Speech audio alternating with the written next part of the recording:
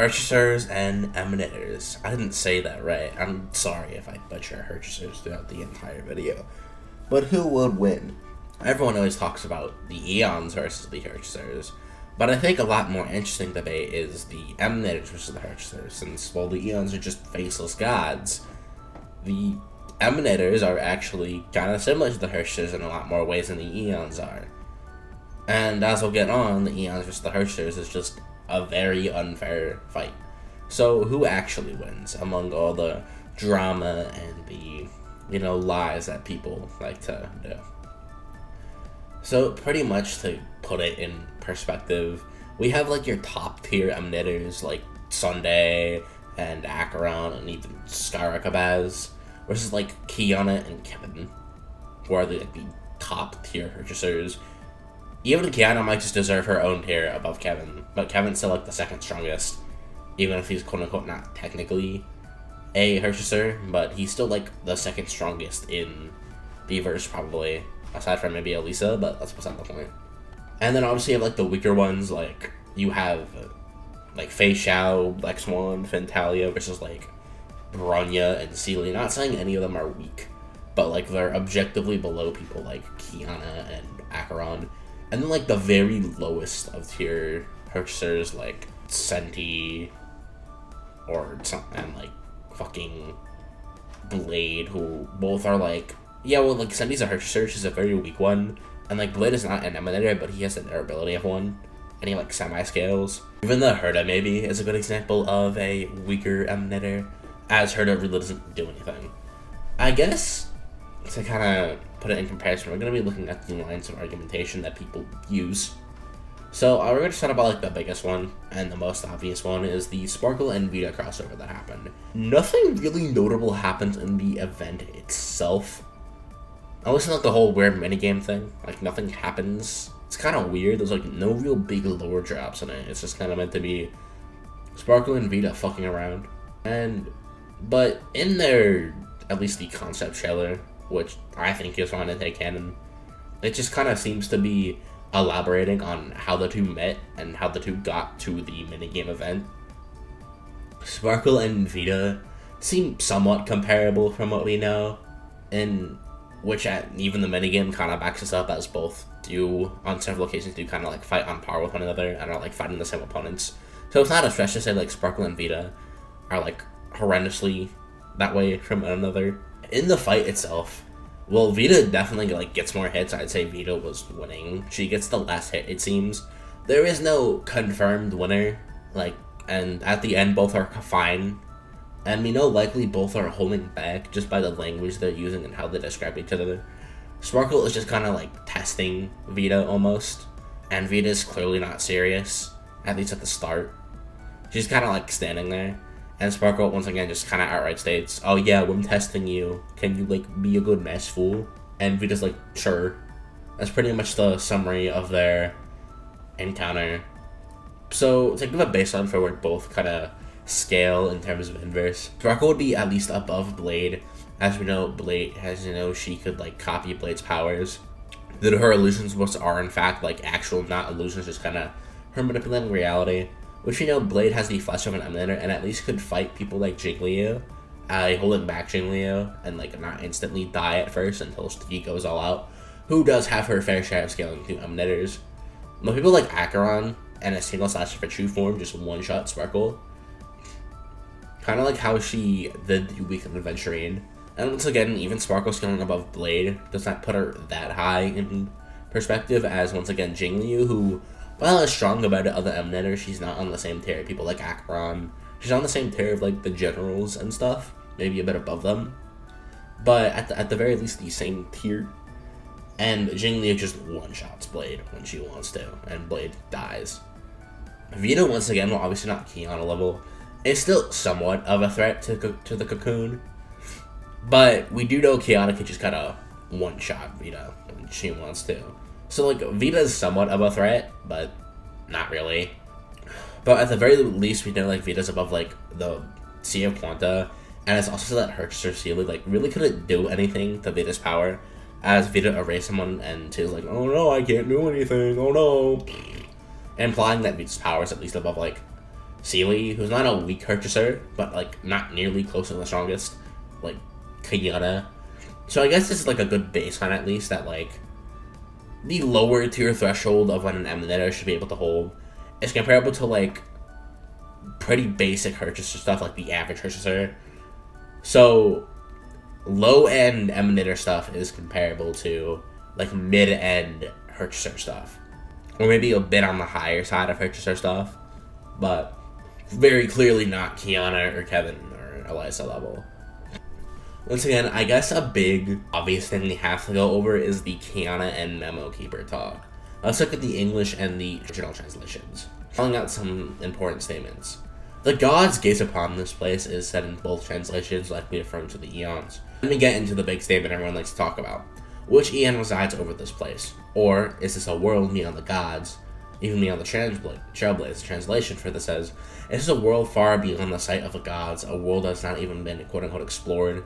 And obviously, one of the translations says, quote, after all, by sheer will, you stirred up waves in the farthest stars reflected in the mirror of memories, waves as powerful as those caused by an emanator. So to address this eon statement, the statement doesn't refer to like everyone in Honkai Star Rail being below Honkai Impact 3rd. It's just saying the eons kind of haven't explored this world yet, which is something the translation directly says for whatever reason. It's kind of like how the eons just don't kind of go to N4 because it's hidden. This might be a similar case here. However, it is noted that in interviews it is stated that to go like to traverse between these worlds, that Vita didn't have like transcendent power, and Sparkle is called quote unquote from the heavens. So take that as you will. But at the very least, you can argue that if you want to go like by that logic, you can argue that both of the worlds just transcend the other, which obviously isn't valid, but you can play that game both ways. The Emanator wave statement, however, I don't think is like fully indicative of Kiana's full power, as the implication is just like, oh yeah, by your sheer will, as in like, oh yeah, casually, you're like stirring waves as powerful as like casual Emanator stuff. So I guess it's kind of implying that like the general notion of Emanators is comparable to the general notion of like Kiana's casual power. So it is very vague, because like Emanators could mean anything. Like since Emanators is just like a tier of power, almost, or like a state of being.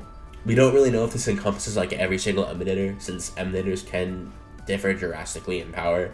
I mean, like, we can compare the Herda versus like Acheron, and obviously one is so much stronger than the other. And even if you can question this again, because will doesn't have to mean like literally, might be like her will is comparable to like, oh yeah, how a lot of Emanators are really strong-willed, Kiana's strong-willed. Though it does say like powerful, and it could just be referring to like waves of power.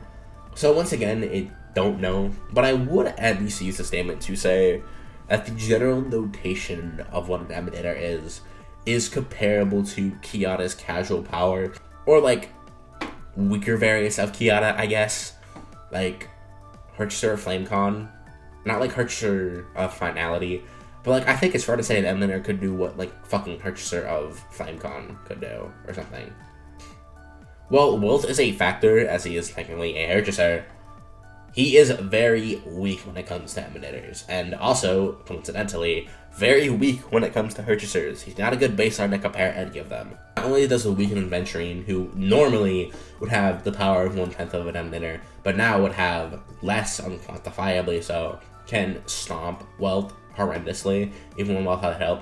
Kafka can stalemate Welt while trying to lose, and while Welt has help. So Welt probably isn't even like Emanator level at best, though he's not particularly impressive to any Herrschers 2. Bronya quite literally did his job better and just became the stronger version of him. And Bronya is not nearly a omega strong Herrschers, if you get the point. Like, obviously Kiana, Kevin, and like Alexa are above Bronya even. And Bronya is literally just a better Will, like flat out. Like, Will can fight with Siren, but ultimately loses in the end, and it's not like Siren is like a particularly impressive one either at this state of time. So using Will as a measuring stick for both ends is just no. We have like someone who's saying like high tier Path Shadow level is like Herrschers level, like really low Herrschers level. Something, however, you can use, and I think this is pretty valid, is that Sunday's aforementioned statement of taking over the universe if Acheron didn't interfere. Well, obviously the universe is, like, much different from our own. The universe in context, how, like, their world is the imaginary tree.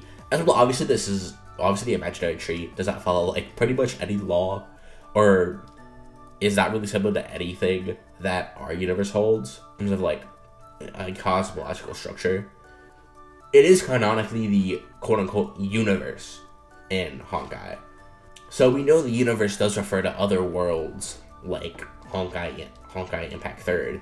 So you could argue that this Sunday statement would refer to, like, Sunday being above just literally everyone at Honkai Impact 3rd. And something before I give the verdict is the fact that if you don't want to believe on the inverse when it comes to cross-verse logic, in terms of, like, cross-verse non-finite ends, like cosmology scaling, I will admit Honkai Impact 3rd does take that. Like, nothing in Honkai Star Rail is above, like, the imaginary tree level, while obviously Kiana is, like, the Kakuna finality level, which is above that.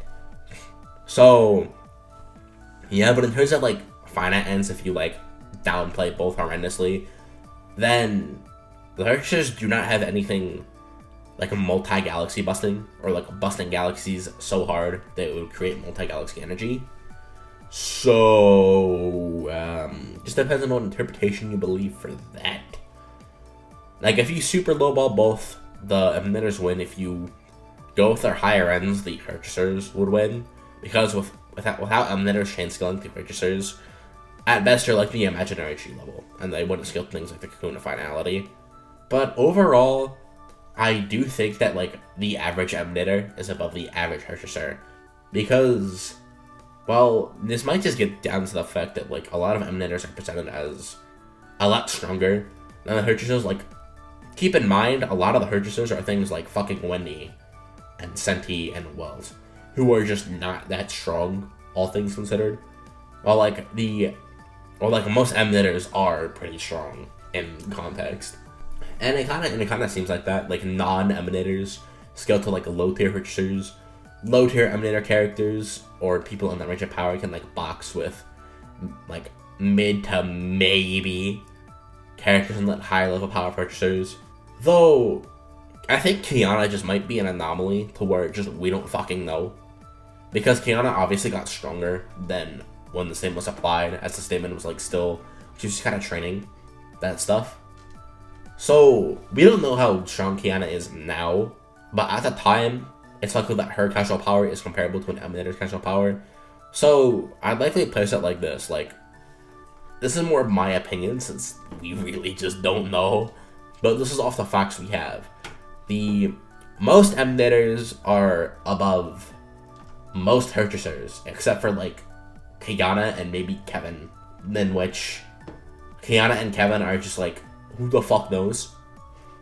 Specifically Kiana more so than Kevin. I think you can more easily argue that a Emanator is above Kevin than Kiana, because Kiana is constantly going stronger, yada yada yada.